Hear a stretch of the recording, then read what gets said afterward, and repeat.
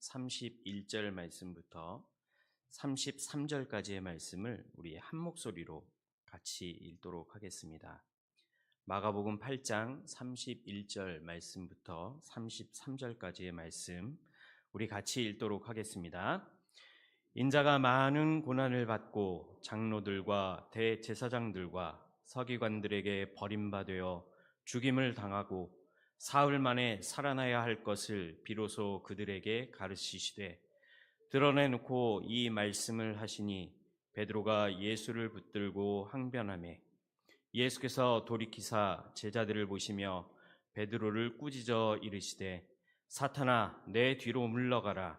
내가 하나님의 일을 생각하지 아니하고 도리어 사람의 일을 생각하는도다 하시고. 아멘. 할렐루야. 지난 3일간도 평안하셨습니까? 네, 오늘은 특별히 십자가 내 삶의 중심이란 제목으로 함께 은혜를 나누고자 합니다. 대림절기가 시작되었습니다.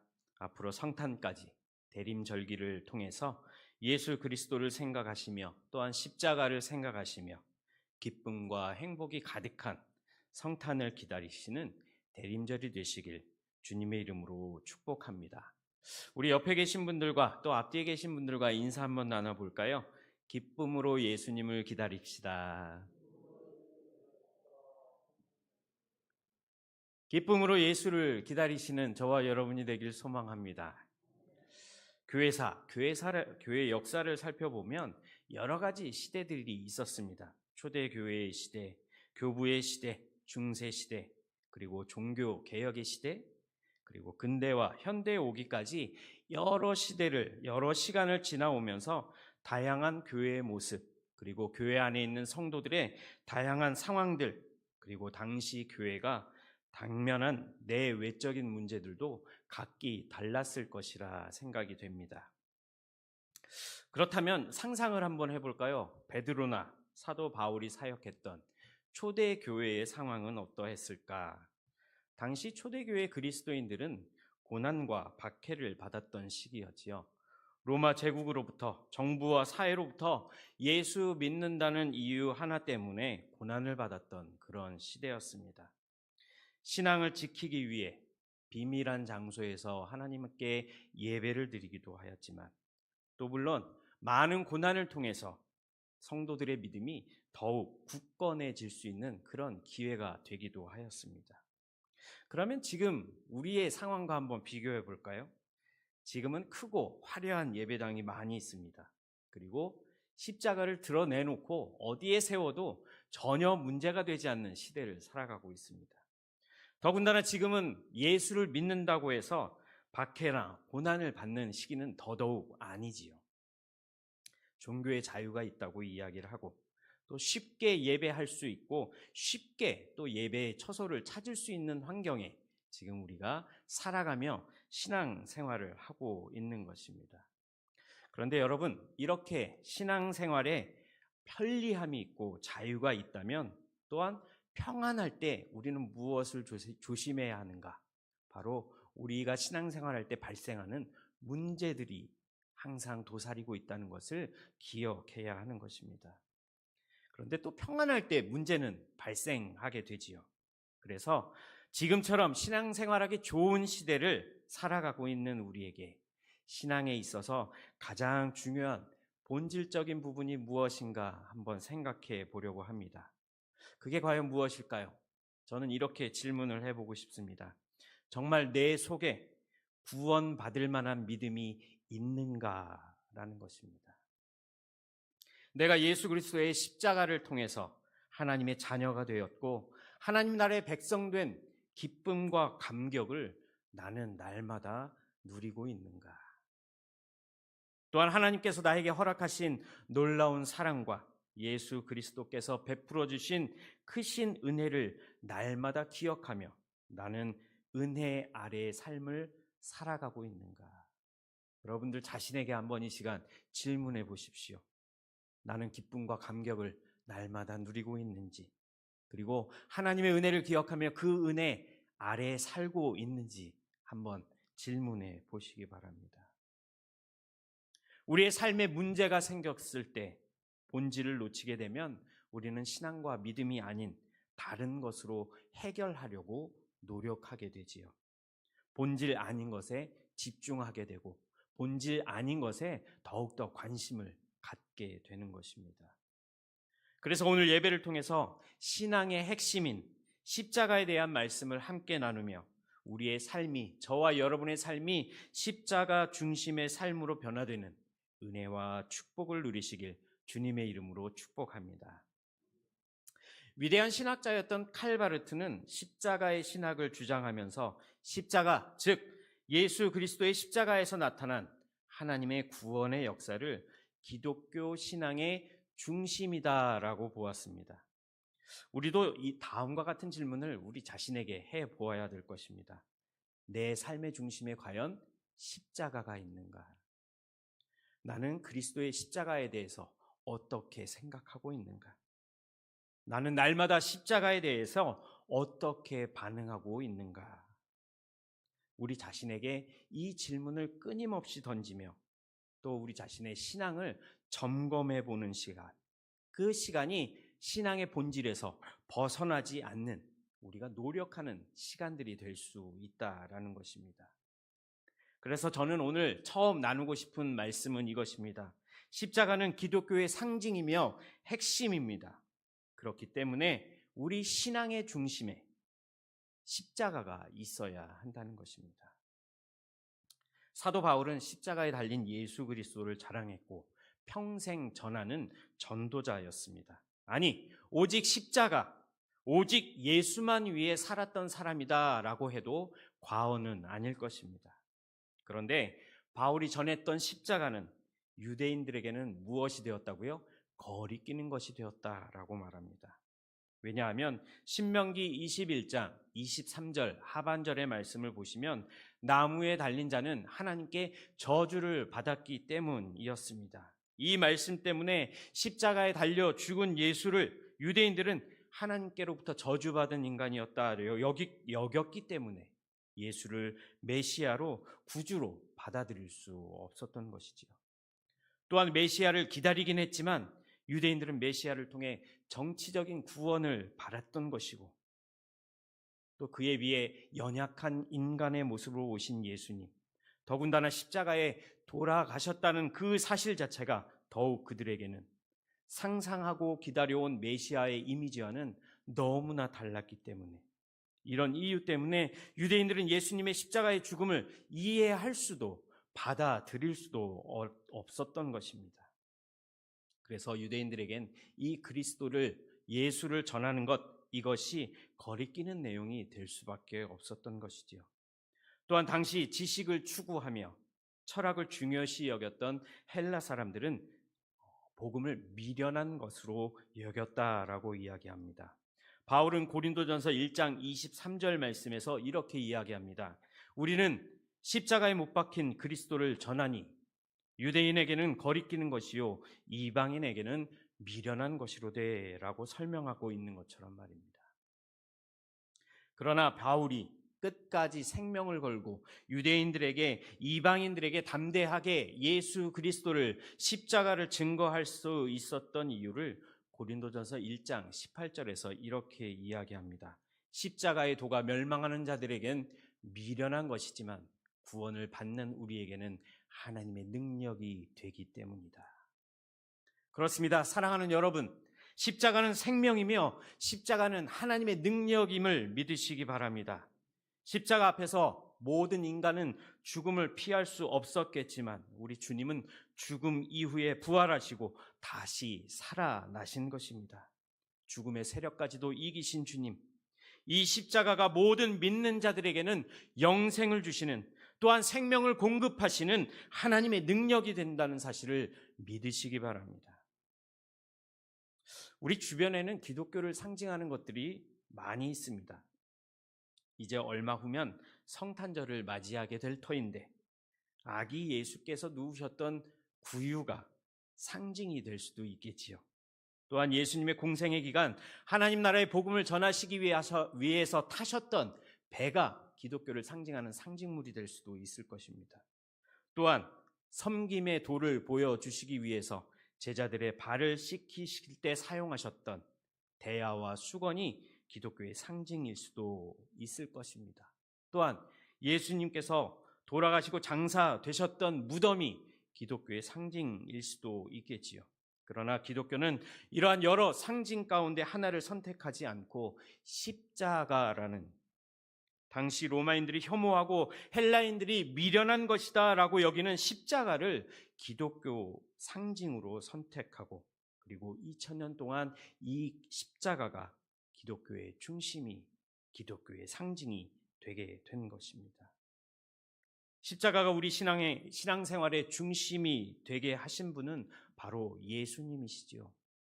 예수님으로부터 십자가가 시작되었기 때문에 십자가는 구원의 상징이었고 하나님의 자기 백성에 대한 사랑의 표현이었으며, 또 예수님의 희생과 순종이 십자가에 있기 때문에 십자가가 여러분과 저의 신앙생활의 중심이 되어야 하는 것입니다.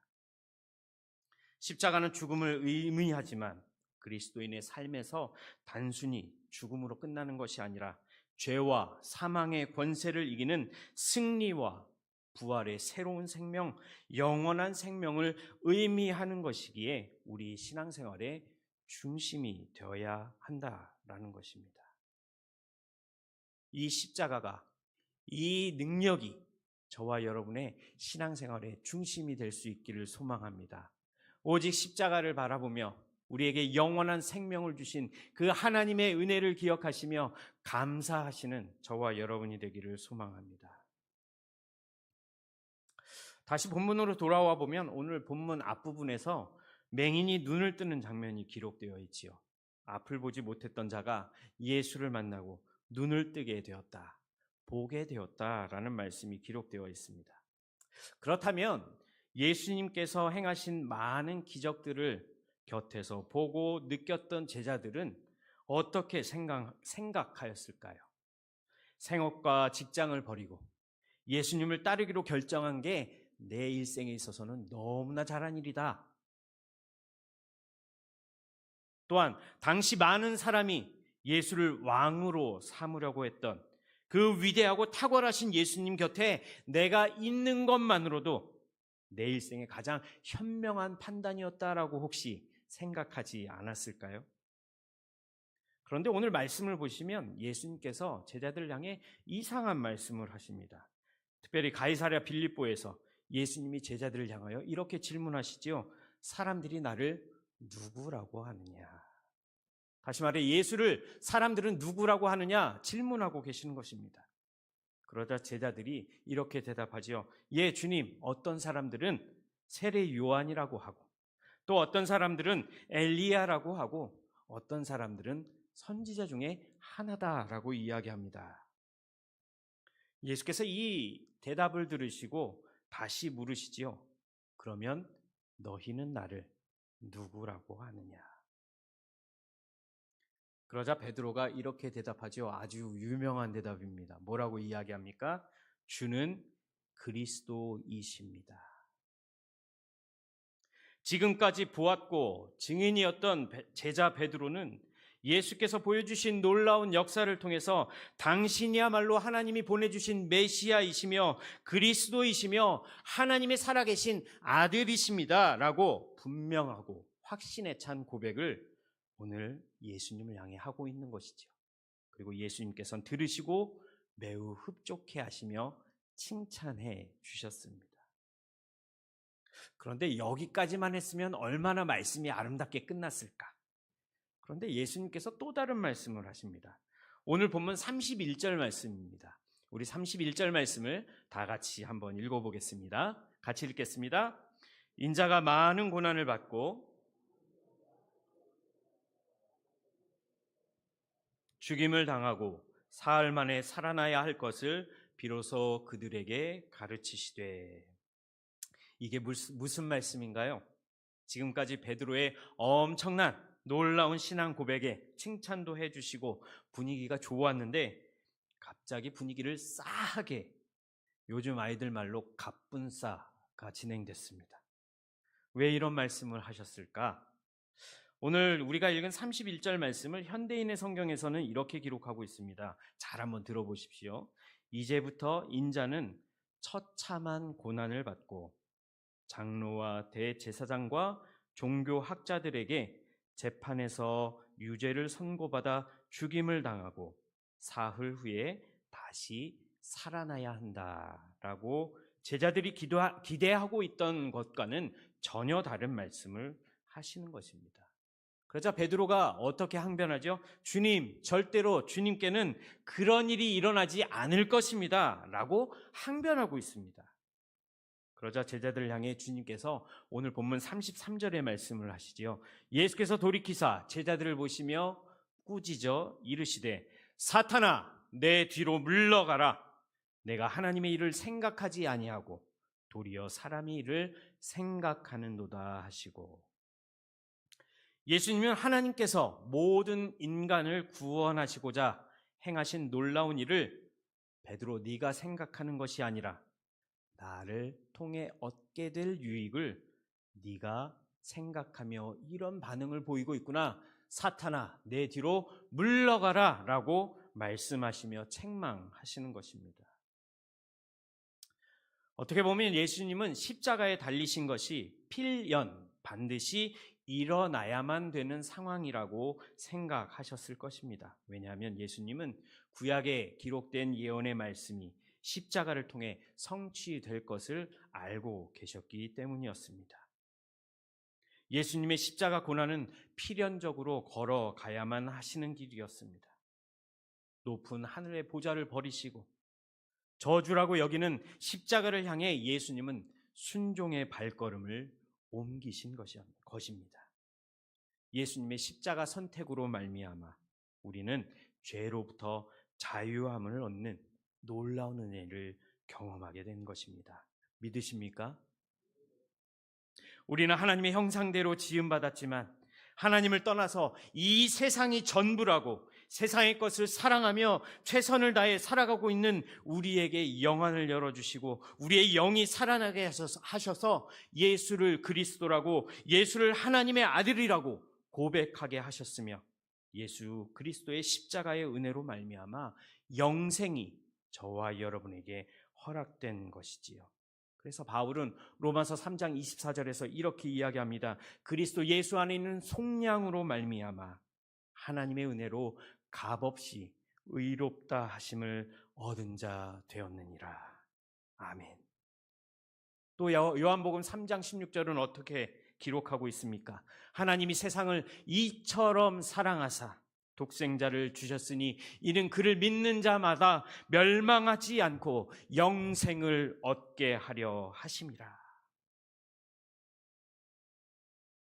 말씀하신 이 구원의 계획, 즉 멸망하지 않고 영생을 얻게 하시는 하나님의 계획에 대해 믿음으로 반응하는 그리스도인의 삶을 살기를 원하시는 하나님의 마음을 기억하시기 바랍니다.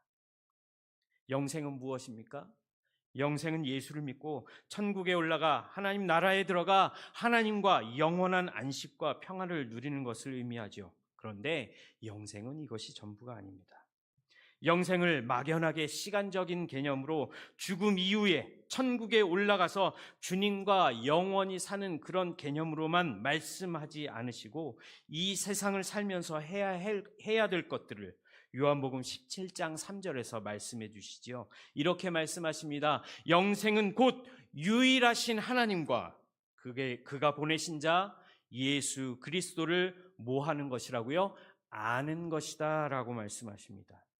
그렇습니다. 하나님을 알지도 못했던 우리가 예수 그리스도의 십자가의 순종을 통해서 하나님을 알게 되었고 하나님을 우리의 아빠, 아버지로 부를 수 있는, 그래서 영생을 약속받은 하나님의 자녀된 사실을 믿으시기 바랍니다. 사랑하는 여러분, 십자가는 세상 모든 사람들을 하나님께로 인도하는, 영원하신 하나님의 나라로 인도하는 유일한 길인 것입니다. 영원한 하나님의 나라를 향해 가는 우리에게 반드시 필요한 것이 바로 이 십자가라는 것입니다. 우리 옆에 계신 분들과 인사 한번 나눠볼까요? 십자가가 내 삶의 중심에 있습니다.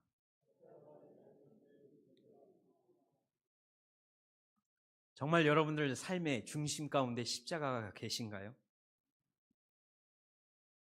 십자가가 내 삶의 중심에 있습니다라는 이 고백은 나는 하나님 나라를 소망하는 자로 이 세상을 살아가고 있습니다라는 의미인 것입니다.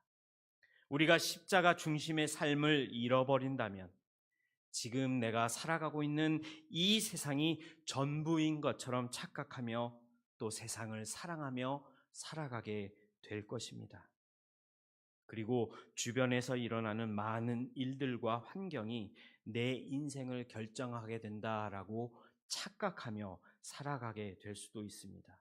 그래서 좋은 일이 생기면 내 속에서부터 기쁘고 즐겁고 야, 살만한 세상이구나 라고 이야기하다가 또 좋지 않은 일이 생기면 나는 불행한 자로 내가 늘 그렇지 뭐 나는 그럴 수밖에 없는 인간이야 라고 착각하게 만들기도 한다는 것입니다. 그리고 낙심하며 하나님을 떠나는 자리에까지 거할 수도 있다는 것입니다.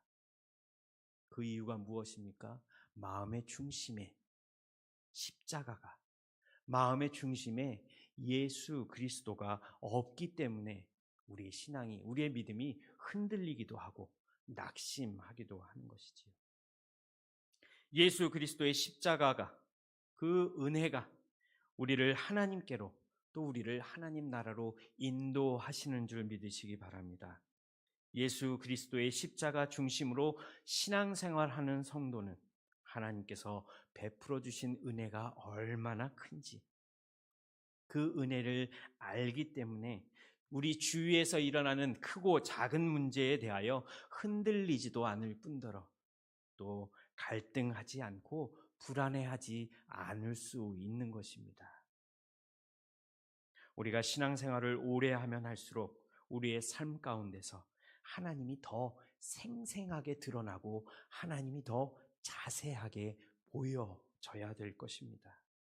우리의 영안이 열려서 지금 우리 곁에서 일하시고 우리를 위해 행하시고 계시는 하나님을 생생하게 바라볼 수 있는, 생생하게 경험할 수 있는, 그래서 영안을 열어 세상 가운데 세워진 하나님의 나라를 분명히 볼 수 있는 삶, 그리고 우리에겐 영원한 하나님 나라가 약속되어 있다는 사실을 확신함으로 오늘 우리 앞에 놓인 문제나 어려움에 낙심하지 않고 좌절하지 않는 삶을 살아가시는 우리 모두가 되기를 소망합니다. 이것이 바로 십자가 중심으로 살아가는 하나님의 자녀들에게 하나님께서 주시는 약속이며 우리 삶의 가장 든든한 보장이 될 수 있음을 믿으시기 바랍니다. 그리스도의 십자가는 저와 여러분의 삶의 중심이 되어야 합니다. 그리스도의 십자가는 우리 신앙의 가장 핵심이 되어야 하는 것입니다.